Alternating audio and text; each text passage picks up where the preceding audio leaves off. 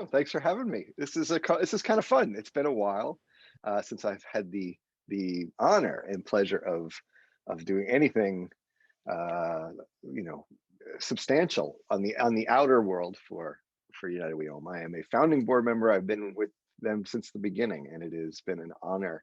Um, it's been an honor to really to learn about sharing this work in a way that I don't think most of us who are teachers ever anticipated us sharing it. In other words, so many of us came to this work, whether it's through yoga, asana, or meditation, sometimes through an inner push to understand ourselves better, to quote unquote better ourselves, um, and then, but then something happens down the road, and I think Jenny, from who and her husband who founded this, they realized that it was really more about what we're giving to the community as opposed to how we're trying to kind of prop ourselves up in some way to either discover ourselves or to cut through the masks that we put on, or even just the pursuit of becoming successful as a teacher of this kind of thing. And that's, I think, shifting away from that into service has been a deeper journey. Today, we're going to start our talk about meditation. Every Monday for the month, the next, today and the next 3 Mondays, we're going to talk about meditation. I'm going to answer questions that you might have. We're going to hold that for near the end, or if something comes up, feel free to raise your hand if you do have a question while I'm talking. And we're going to meditate for like a nice little 15-minute chunk in the middle of this today. And then Tuesday through Friday, you're just going to show up at noon if you're able, and I'm going to just guide you through 15 minutes of meditation. Now, when I say guided through meditation, it's not necessarily a visualization. It's not necessarily something rigid, not necessarily, although sometimes it may have some structure to it. What I'm hoping to communicate is more about why we do this, and then giving you a place from which to express that inner journey, a place to be able to sit and really listen to what your soul is asking from you. And so meditation is really interesting for a couple of reasons. One, because none of us truly really want to do it. We don't. And there's a reason why we don't really want to do it. Our minds are really split inside of ourselves. This is a great challenge. If you were to consider possibly as an example of yourself, almost like a computer, like a processing machine, you have this blank slate of potentiality from which you can express and create. And I don't mean just create like a work of art. I mean the way you literally bring into your perception the world that is around you. In that blank slate, we have kind of placed programs that dictate how we interact with the world. One of the most powerful programs that we have running in our mind is our egoic program. The ego is the part of your mind that is trying to understand all of the separate pieces at its most basic level. It's just a processing analyzation machine. It looks out at what it seems to be around it. It decides, oh, this is safe, this is not safe, this is desirable, this is not desirable. I want to go towards this, I want to stay away from this. The ego is in a constant 24-hour a day, 7-day a week, never-ending analyzing mode. The challenge is that the part of you that is very quiet and sits in the background, the part of you that is beyond that program, beyond any name, beyond any form, you have become so identified with the egoic program that it becomes very difficult to stop and pause and reclaim the stillness that is the base operating system of your being. You have become identified with an app. In some ways, it's very much like your phone. You can't stop picking up your phone to look at it because you want it to tell you what the world is doing. Your ego is doing the same exact thing, except it's living in your head all the time. And so it becomes very hard to stop and explore stillness because you don't believe that stillness has any value.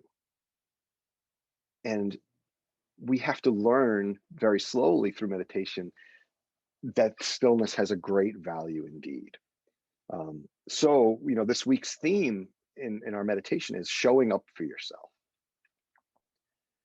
But what self are we showing up for? There is the true self, which is yourself before your personality, the self before your name, before your form, before your beliefs. There's the self that you really like the most, that still is an egoic kind of construct, your personality and the you that moves through the world. Then there's the you that is wounded and is trying to heal. And there's like so these levels of self. And we want to look at that a little bit so that we can understand why also it becomes a challenge to find stillness.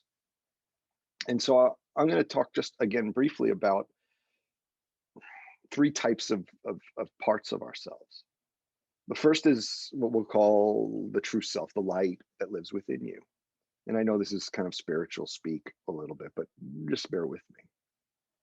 When you were born into this world, you came in like a ray of light. There was something incredible that was released when you were created and it came into this world.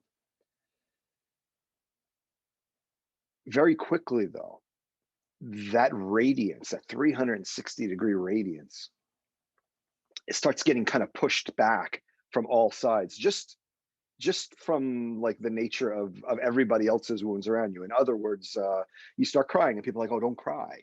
Or as you get older, make sure you eat everything on your plate, or don't kill your brother, or like all the things that we do as we grow up that people start on the outside start to push in on us.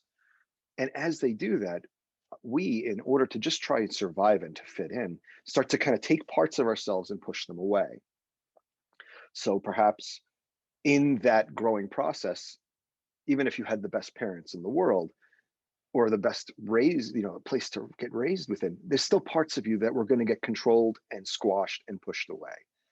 And on the other side of that, if you had a particularly difficult rearing, or you had people, that came in and wounded you in very strong ways, then the bigger pieces of yourself may get pushed away. So maybe your creativity got pushed away, or your voice got pushed away, or your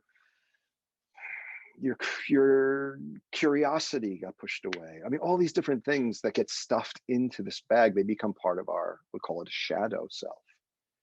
And some of those things are things we don't like about ourselves, but some of those things are things that are beautiful about ourselves. And so we have this beautiful light of being that now gets this kind of cloud cast around it.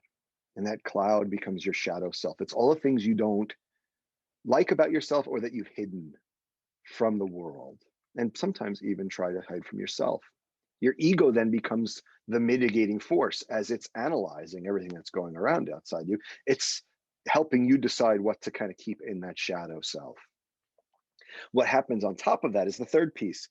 Wrapped around the shadow, hiding everything, including your true self, becomes the idealized image that you start to show the world. The you that you think will be accepted. The you that you're willing to take the chance of putting out in front of everybody. It's your idealized self-image. And now you have twice removed your true nature.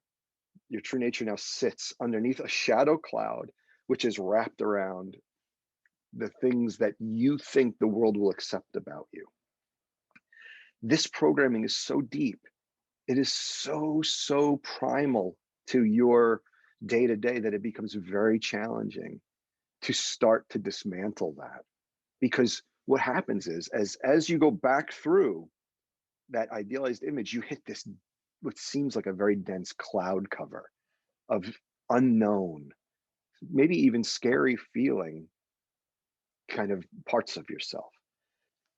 If you could stay in that place of strength, commitment, fortitude, you can get through the cloud and then start to touch and see again and experience again the radiant self that lives inside, that's underneath all of that. And that is one of the things that meditation does.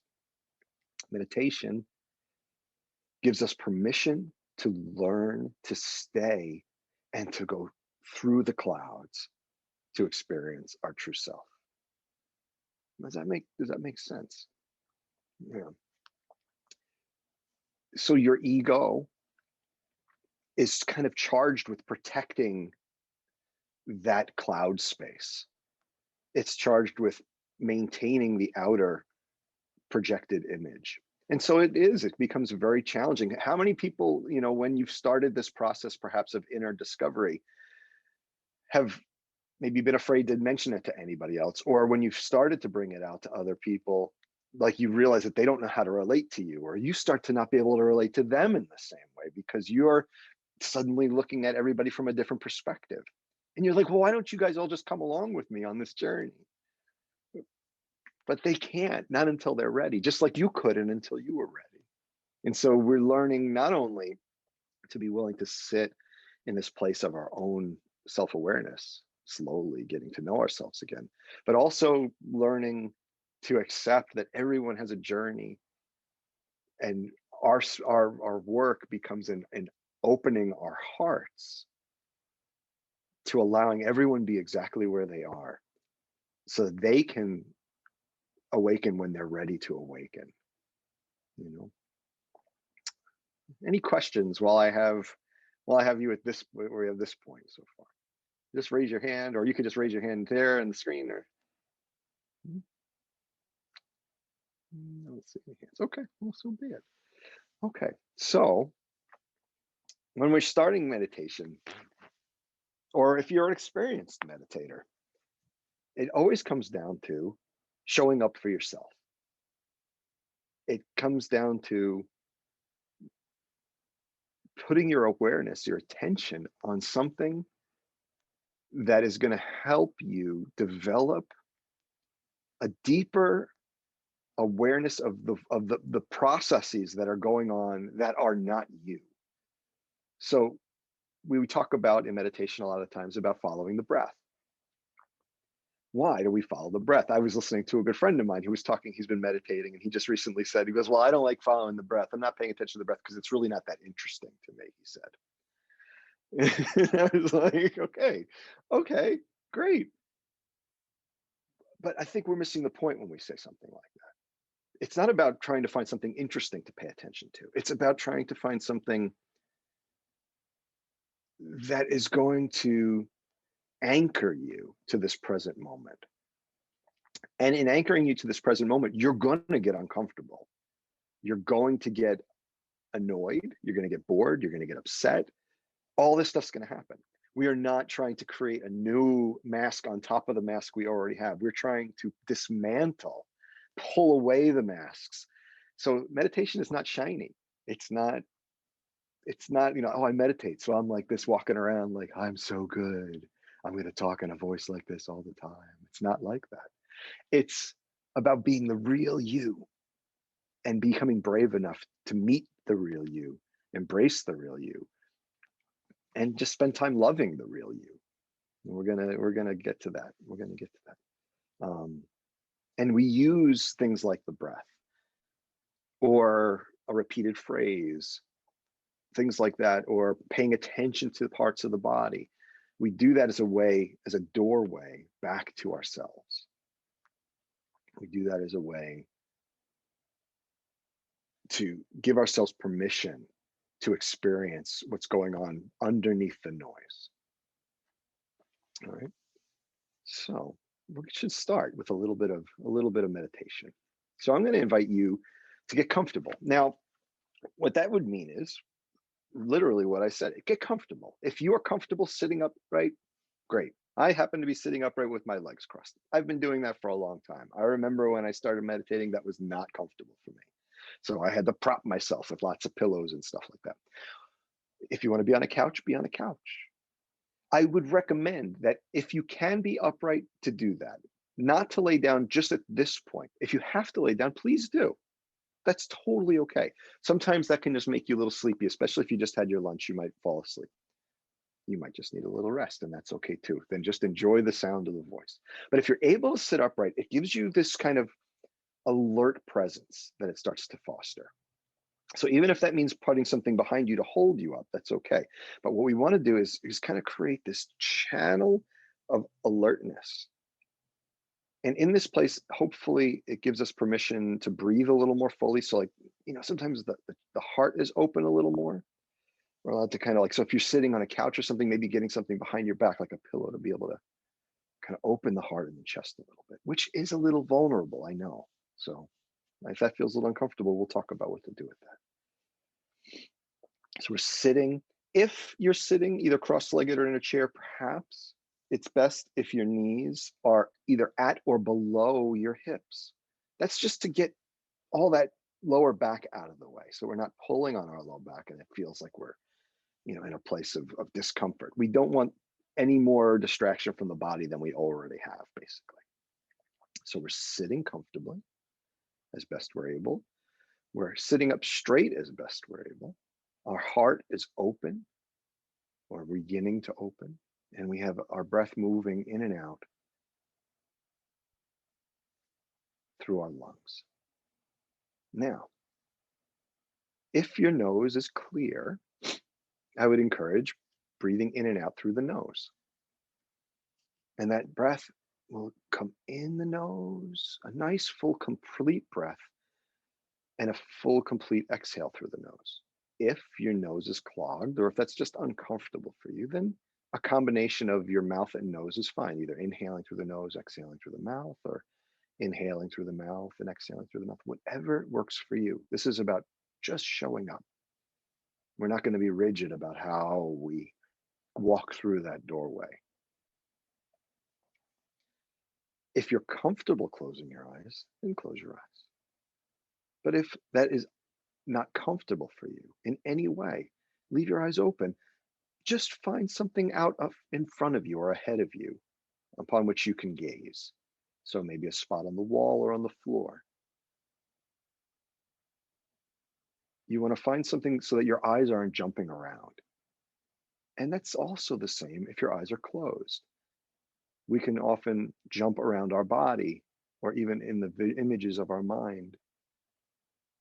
So gazing, perhaps through what we would call the third eye, and that's a spot between your eyebrows, inside the head. It's as if you had an eye that was kind of inside your skull, above your other two eyes, and so you were softly gazing outward from that spot.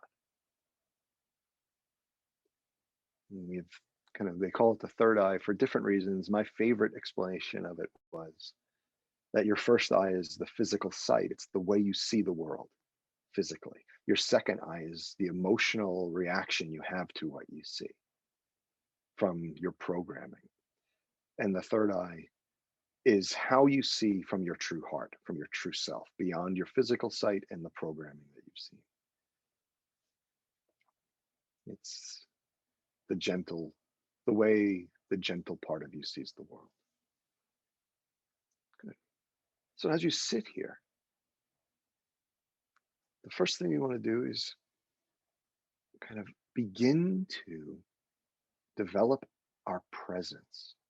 Our presence is our awareness of ourselves in this moment, sort of beyond our physical self. It's our awareness of ourselves in space and time without our distractions pulling us in other directions. And so, with your eyes closed, if they're closed, or gazing if they're open, I want you to begin to feel what your breath actually feels like as it moves in your body. So, perhaps you feel the coolness on your nose as the air comes in and maybe a little warmer as it goes out. And continuing this, maybe the feeling of your ribs or your belly as it moves, as your breath moves in and out.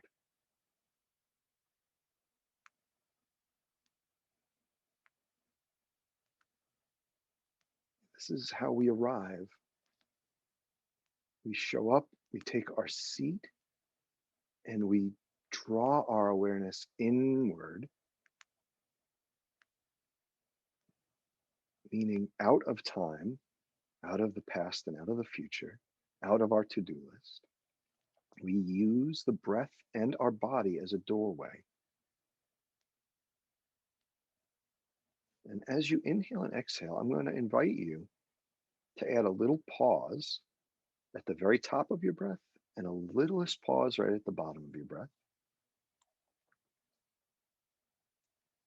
Because in that little pause, we experience a real stillness. We invite in a real stillness.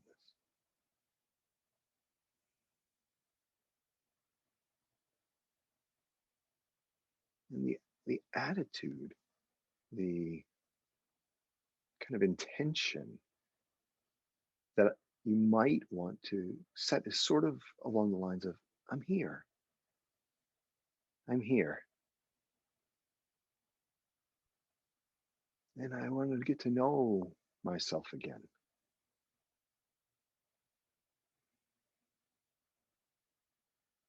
So feeling the breath move in and pausing at your own pace and exhaling and pausing at your own pace.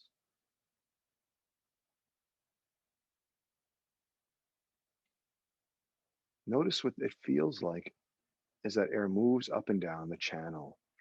And you might even visualize, if you have a visual sense, or just get the sense if you don't, of that breath moving up the back of the spine as you inhale and down the front of the spine as you exhale, like tracing a beautiful beam of light up and down.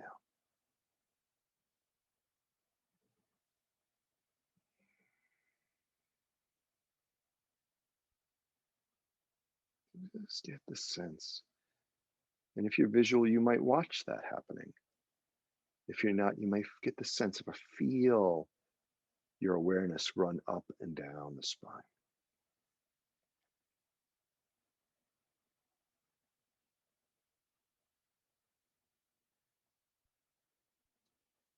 As you do that, your gaze is outward from the third eye or at a spot if your eyes are open.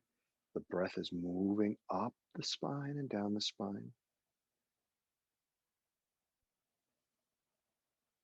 And your awareness, you might get the sense of your awareness sort of stepping back from the body just slightly, as if you were kind of observing it from just just behind yourself, almost as if you were, at a fair and you had your head sticking through one of those kind of fun cutouts. And on the front, it looked like you were a farmer, and then you just stepping back from the body like that. Get the sense of it. Feeling the breath, gaze is out, and your awareness steps back slightly. And what do you notice if you're able to kind of get that sense? What is the what does the body begin to feel like from this stepped back perception?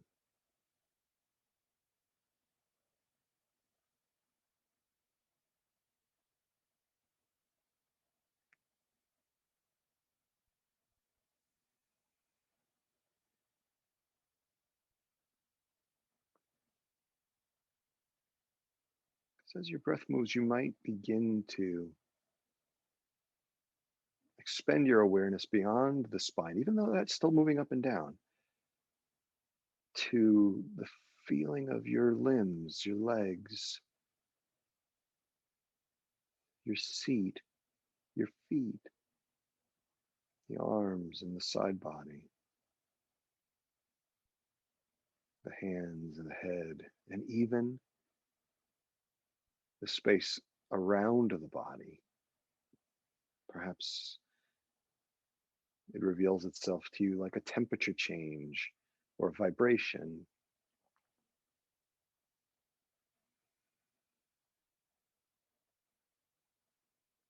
We're knocking on the door of who we are. We, we do that by just paying attention to ourselves, pulling the awareness back from the world out there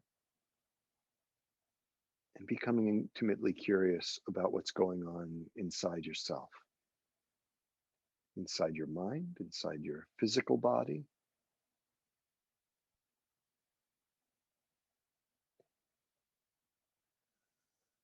I mean, I'm a fan of lots of wonderful Netflix shows, but when I really sit and pay attention to what's going on inside myself, it is much more interesting than anything I've seen outside myself. Breathe.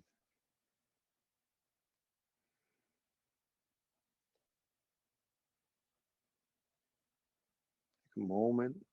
Check in with the body again as you breathe. Are you holding tension anywhere in the hands, in the arms, or the back, or the forehead? So anywhere that you can, oh, there it is. Take a breath and relax. Showing up for yourself. Yeah, showing up for yourself. Who am I? Not who do you think you are, who do you want to be? Who am I? Who am I? That is the most beautiful question you could ask. Meditation is the process by which we let go of every answer we ever thought we had to that question. And we let the truth of what we are reveal itself by watching and waiting with patience.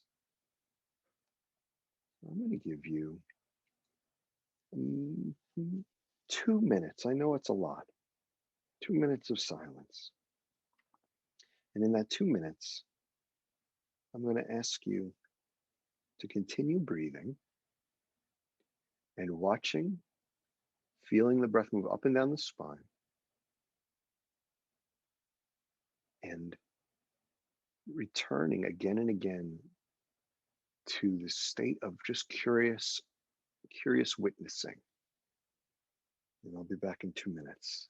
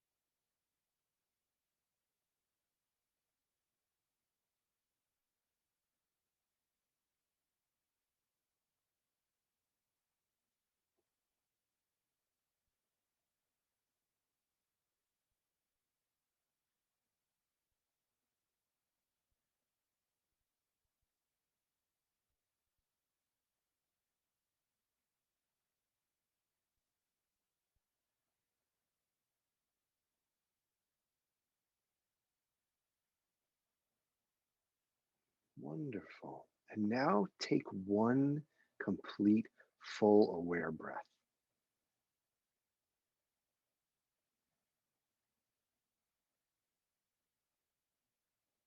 Yes. Even if the whole rest of that 2 minutes was a pain, was challenging, that last breath you took was the first breath. That last breath is the only breath. In meditation, we take our only breath again and again and again, as if it was the first breath you ever took. I'm going to invite you to begin to come back to the space that you're in, to start letting go of the practice. And as you do, as you begin to open your eyes and come back to the space slowly, maintaining some awareness of what's going on inside of your body. So notice, even as you open your eyes and start to look around the space, how do you feel in your body? Can you still loosen up into relaxing and staying present with the feelings that are in your body right now? We can always keep some attention there. It's a beautiful place. In all of our interactions and all that we do, we can keep some attention there all the time. Okay. So let's talk a little bit. Let's talk a little bit about just this even first little bit that we did here. I'd like to answer any questions or hear just from experience or where you might be at, and that'll help me, kind of as we go on with this over the next days, if you decide to kind of stick with it. So let me hear from anybody. Feel free to raise your hand or just or mute yourself. Let's see who's going. Nobody. Okay, we'll say something. Okay. No, I felt very peaceful. I felt as though I was with my breath, but I gently drifted off into the unknown. I felt like, so I don't know if that was okay. Yeah, of course, of course. There's no right way to do this. Um, this is a curious thing that we're doing here. We're learning to become beautifully curious and accepting of everything that's happening for ourselves. And so whatever your experience is at this moment is totally valid, 100%. It's is it, can you or are you willing to each step of the way, when it maybe isn't as peaceful, to stay with it? And that's something that we're going to talk about as we go through the week, because that's one of the big challenges is, like I said earlier, there's a part of your mind that does not want to do this. This one that I just led you through, your mind is like a little excited. You showed up for meditation today, so you're in a mode to want to meditate, and so you're a little more receptive, probably most of us. Tomorrow maybe a little less, the next day a little less, because what happens is it's like, oh, you're getting closer to emptiness, and your ego won't like that. As you get closer to emptiness, your ego is going to say, what are you doing? You're not listening to me. So you must be listening to something that's not helpful to you, and I'm going to try and pull you back. So What's the benefit of doing this on a daily basis, and how does it change us as people or our brains? Or that's what I'm curious about. well, there's lots of different ways this works. On the strictly physical level, this process will start to calm down your nervous system. It'll start to create new neural pathways that are, being wired, that are encouraging you to be in a state of more, less of a fight or flight kind of place, and much more of a like a steady, quieter place, a place that gives you a little more objectivity. It's going to open up your creativity. It's going to improve your intuition. There's so many benefits to meditation. And that's what happens at the beginning levels. And maintains it through, it's something that just deepens. And that's often a lot of the reason why people will begin meditating. as you go on through time, you start to realize a much deeper benefit in that it starts to show you something about yourself that you had forgotten. It it it, it can reveal the places you've kind of hidden from yourself. Now, that can also be a little bit stressful because there are times if you're doing this work where you start to realize that there are wounds that you haven't dealt with. You might realize that there's parts of yourself that you haven't processed or healed. And meditation, this process of sitting in the emptiness of yourself, begins to release over time those old habits, those old wounded parts of yourself. And so it can be very helpful if you're going, as you do that, to have, someone guiding you along the way to help you work with the parts of your shadow self, like we talked about before, that you may, be afraid to look at, or an old wound that is so very deep within you and needs, needs time and assistance to heal. So there's a lot of reasons to meditate, on the purely scientific level. There's so many studies that have shown what meditation can do. For people with anxiety, it's shown there's so many ways that we can learn to watch our breath and calm our nervous system down again. And that's where I started with it, 18 years ago. It was all about trying to survive. It was about trying to find a new way to live in this world that I felt was just so overwhelming. And those are such beautiful reasons to start. And as you go deeper, you start to realize that there's even more. And it just gets deeper and deeper and deeper. And it opens you up to something much more magical, almost, I might dare say. Um, you know, to the point where your meditation starts to come with you, where it's not just about coming to this place and sitting and trying to escape the world for a little while. It eventually you take it with you. You know, does that help at all? Hmm. I saw a note, Laura. You wrote, "This is great, thank you. It's a technique I practice and teach, but this was nice to have it guided for me." Yes, yes, it is nice to have it guided. I totally agree. It's nice to have someone leading you through it, and that's why I'm very excited to be here to at least help with that. And we're going to explore it from a bunch of different angles as we go. Um, one of the I have a teacher that I love. His name is Adyashanti. He's a wonderful spiritual teacher, and he comes from the Zen tradition ultimately, initially, and he's a beautifully actualized, awakened soul. And he ultimately says that we're going to move away from technique. In meditation, we move more and more away from technique so that we learn to just sit in the curious, awareness of our own being. And we're going to work towards that, especially towards like the end of these sessions. I'm going to try and encourage you to spend more and more time in the silent place. So like I gave you 2 minutes of silence today, and we're going to talk about what to do with that. So I guess while I have you here, and I could ask, what was coming up in those 2 empty minutes for everyone? Was there a lot of distractions coming up? That helps me kind of know how to work with things. Or was it quiet? Was it? Go ahead, Gail. You unmute yourself there. Well, I was hanging on to what you said that was so beautiful. Well, most of it is, but knocking on the door of who we are. Just for some reason today, that was like, phew. And so I sat and I was thinking about that, but not, just sitting with it. I shouldn't say I was thinking about it. I just thought that was so beautiful because that's why we're here, why Yeah. we're sitting to see and I love the way you said that. So thank you. Oh, thank you. Thank you very much. It's true. There is, it's so interesting because who you are is the most primal, closest thing to you, closer even than your breath, closer than anything else. And yet we have been taught that is not good enough, you know, and we've come to believe it so deeply to the point where we have completely forgotten what we are and who you are, and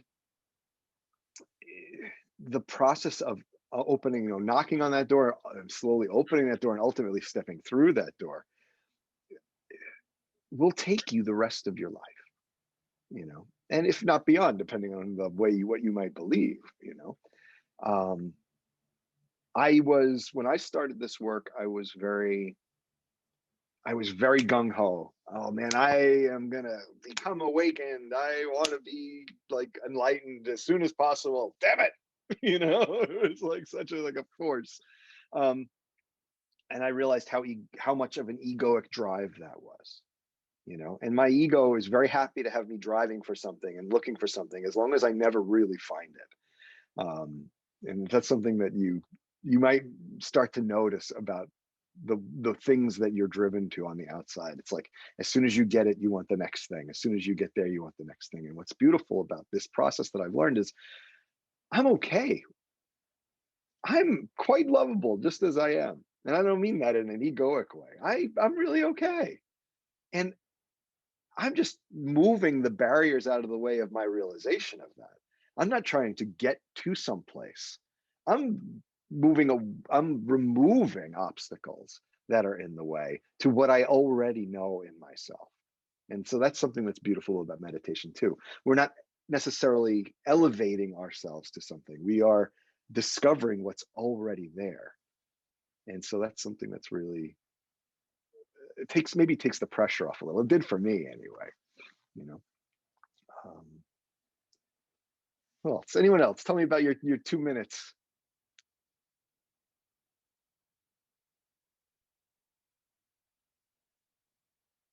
Mm, okay, no problem.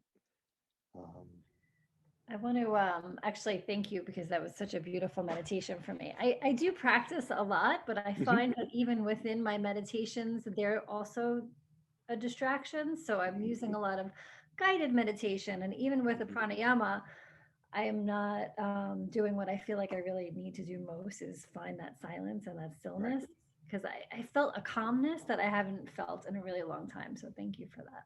You're very welcome. What you said is really beautiful, and it's really important because, and we'll talk about this more as we go through the week as well, learning to,